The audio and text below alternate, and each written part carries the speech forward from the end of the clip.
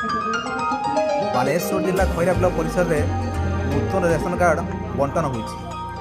ଏଥିରେ ଖଇରା ବ୍ଲକର 37ଟି ପଞ୍ଚାୟତରୁ ନୂଆ ହିତାଧିକାରୀମାନେ ଆସିଥିଲେ।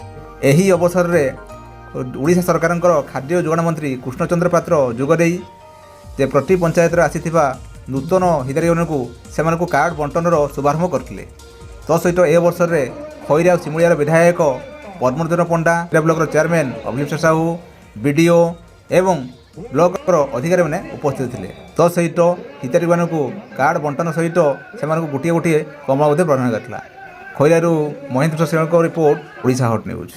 ପୁଷ୍ପାରାଣୀ ଘୋଷ, ଝିକିରିଆ, ଜ୍ୟୋତିରାଣୀ ନାୟକ, ଗଗନଧୁଳିର ମଞ୍ଜୁଲତା ରାୟ, ବାଉଁଶଗୁଡିଆର ଦୀପକ ମହାପାତ୍ର, ଡଗରପଡ଼ାର ମିଶ୍ର, ମାଣିତ୍ରୀ ନବୀନ ବାରିକ, ଛୋଟିଆଗଡ଼ ସାରଥୀ ମହାନ୍ତି।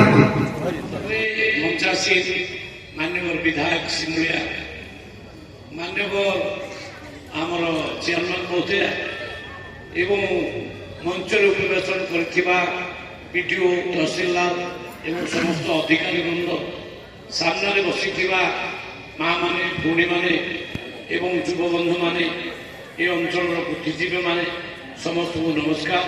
प्रेस मीडिया बंधु मान नमस्कार। आमर उद्देश्य गरीब लोक मैंने केमती कार्ड पाइबे से सरकार काम कर